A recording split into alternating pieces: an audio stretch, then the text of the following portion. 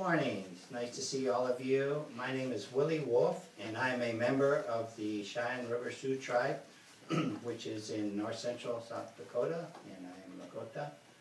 And I want to share with you today on this topic called Mending the Sacred Hoop. And back at the turn of the century, one of our great spiritual leaders, Black Elk, had a vision on Harney Peak, and it's the highest mountain within the Black Hills. And as part of that vision, what he said was, at Wounded Knee, which is the last major conflict between the government and our people, of course there was a massacre of several hundred men, women, and children, said the sacred hoop of our people was broken at that time.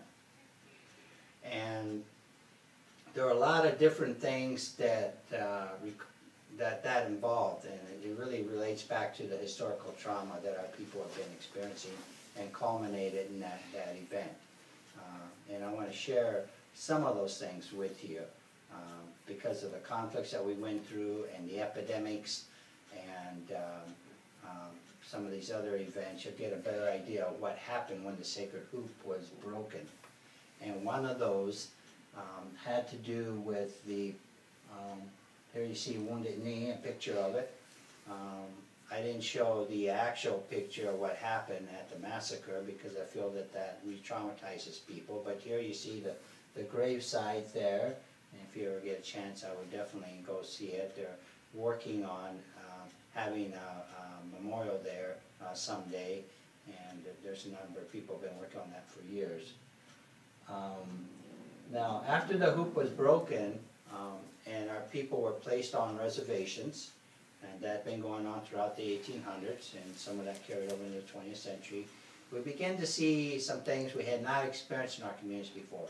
And of course, one of these was poverty. And whereas before food was always plentiful, we had whatever we needed, now we had to depend upon the government for our food. And everything became a struggle, whether it's receiving health services or housing. And so we have a lot of jokes about being poor, but nevertheless, it's not always that hilarious when you're going through it. Another major event that occurred was the boarding school experience.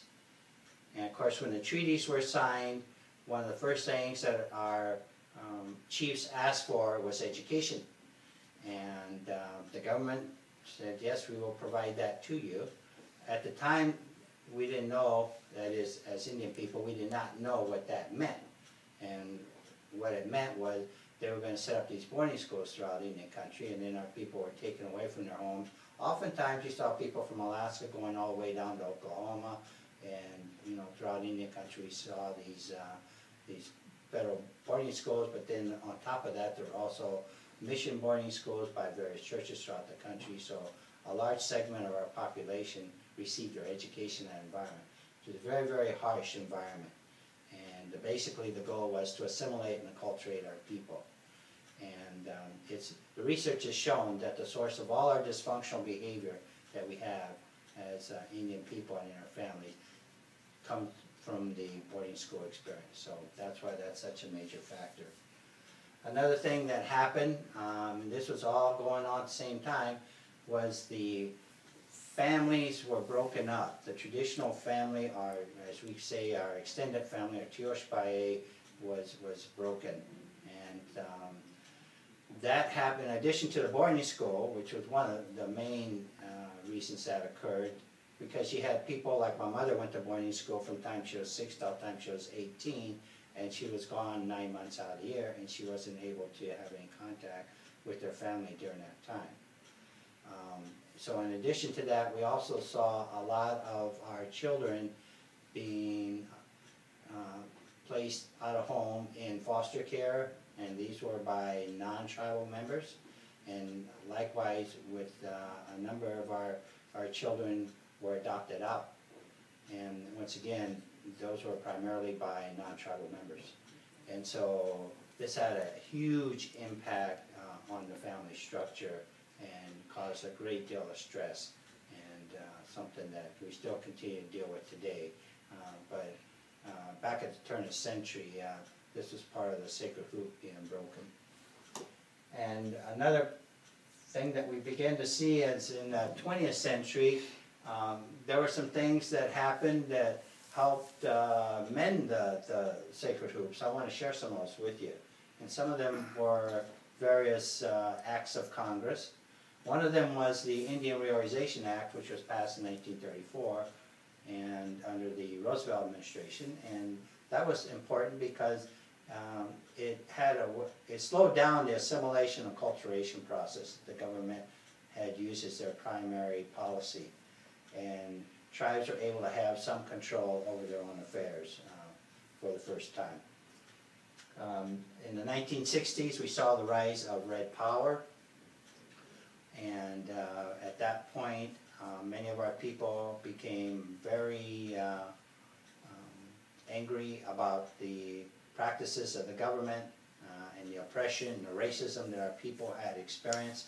And so we began to see protests in Indian country. Of course, there were also protests going on in other communities at that time, in the African American community, as well as among Latinos. So there was just this national movement around that time, and as Native Americans, we certainly were part of that.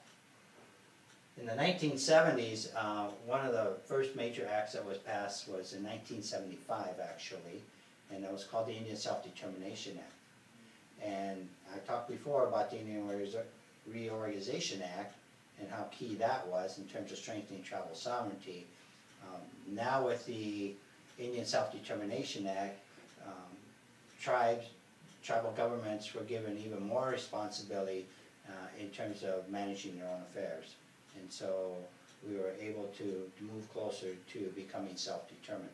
And then in the 1980s, the Self-Governance Act allowed even more flexibility and control over our affairs. Another thing that happened in the 70s was the Indian Child Welfare Act was passed, 1978. And it talked about the number of our kids that were sent out for adoption in non-tribal member homes, and also the number of foster kids that were placed in non-tribal member homes. And that was continuing, and it still goes on to this day. And so the government recognized that this was a major problem.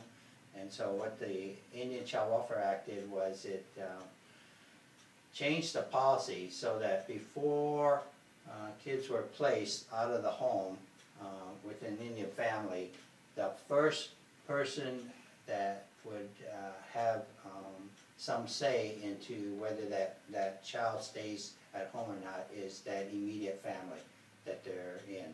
And then the second one would be another tribal member if there's no member of the immediate family or extended family available.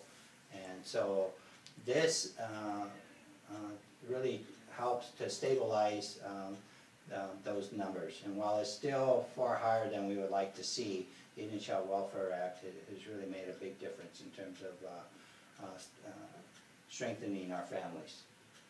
The Indian Religious Freedom Act was also passed in 1978, and this restored some of our religious practices that had been outlawed since the turn of the century. Ceremonies like the Sundance and the Longhouse ceremony and many others that were outlawed, now we're able to practice those freely. We're able to have eagle feathers once again. We're able to use peyote and for those that participate in the Native American church. So these are really, really important changes to help give us the freedom to practice our traditional ways. And then more recently, last year, of course, we had the Cobell settlement. It's named Cobell because Eloise Cobell is from the Blackfeet Nation, and she filed a lawsuit against the Bureau of Indian Affairs for the mismanagement of the trust funds going back years and years. And we know that there were tens of billions of dollars that were lost due to the incompetency and mismanagement. And so the lawsuit was an attempt to have some justice around that. It was finally settled last year, and so there's been payments that have gone out to those that are trust owners. Somewhere in the range of $300,000, I think, have received some kind of payment.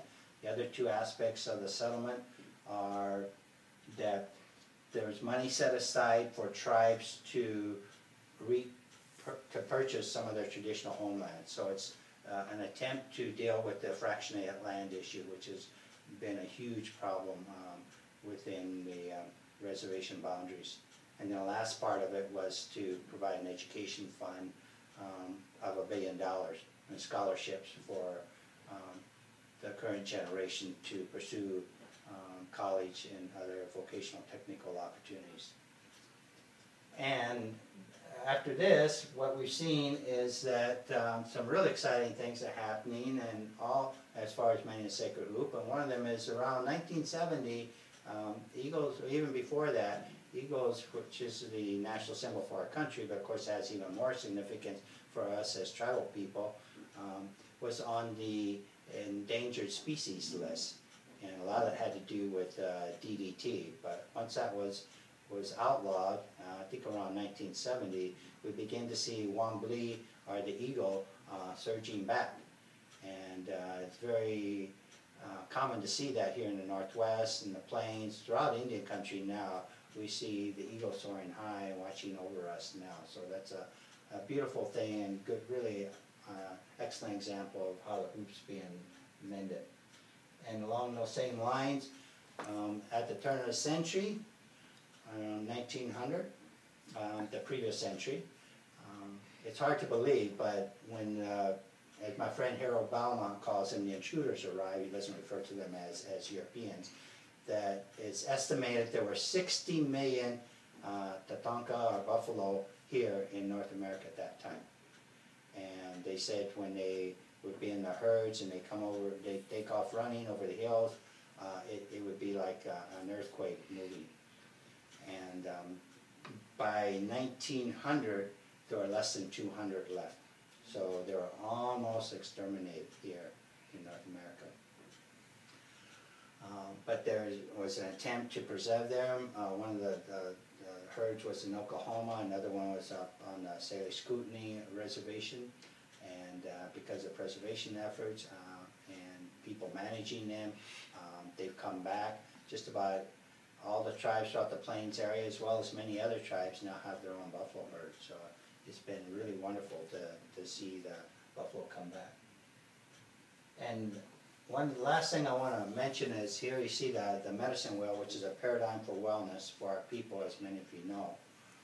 I'm not going to go into all the aspects of the medicine wheel, but the inner circle represents the mental, physical, emotional, and spiritual parts of our lives. And when you're addressing all four of those, we say you're walking in balance. And then the outer circle represents the political, the economic, the social, and the cultural parts of our communities. So politically, in terms of Mending the Sacred Hoop, what we've seen is a number of tribes have revised their constitution, and some of them have even returned back to their traditional forms of government. So we see that there's been a major progress there. On the economic front, of course, people are familiar with tribal casinos, which brings in roughly $27 billion into our economy, as well as the surrounding economies where they are. But there are many other economic development efforts that tribes are involved with as well. Some of those have to do with ecotourism, natural resources, the computer industry, defense industry. So tribes are getting into hotels big time. So there's a lot of different ways that tribes have expanded the economic base. And so now we're seeing people returning back to the reservation, whereas before the trend was the other way, where most people were leaving the reservation to go to the urban areas. And then socially, we see that there's a lot of different areas that the quality of life has improved for our people. And one of the biggest areas that has occurred is in the area of health. And while we still have some major health issues, to be sure, we have some of the finest health facilities in the country, even in the world. Just one example would be up in Anchorage. Coconut Tribal Council has one of the best health facilities, and people from all over the world come there to take a look at the quality of care that's provided to people throughout Alaska. And then the last area, in terms of the outer circle, the medicine wheel, is cultural, and we've seen a resurgence of people that are learning their language. There's been a lot of language immersion camps, for example. Another thing that we've seen is that a lot of tribes have built their own museums, and because of that, and they're certified and they're able to reclaim some of the artifacts that have been lost that other people have taken away. The Smithsonian, for example, has returned a lot of the possessions to those tribal museums. So this is another example of how the culture has become stronger. So those are some examples of how we're mending the sacred hoop. And you want more information on this, as part of a longer talk, you see my contact information here. And my phone number, 206-437-5884. I'm with Red Road Leadership Consulting. And our website address is redroadleadership.us, and email is redroadconsulting@gmail.com. So, Hechitelo, Mitake, Oyasin, and so it is all my relations. May Tokashila bless and keep each and every one of you.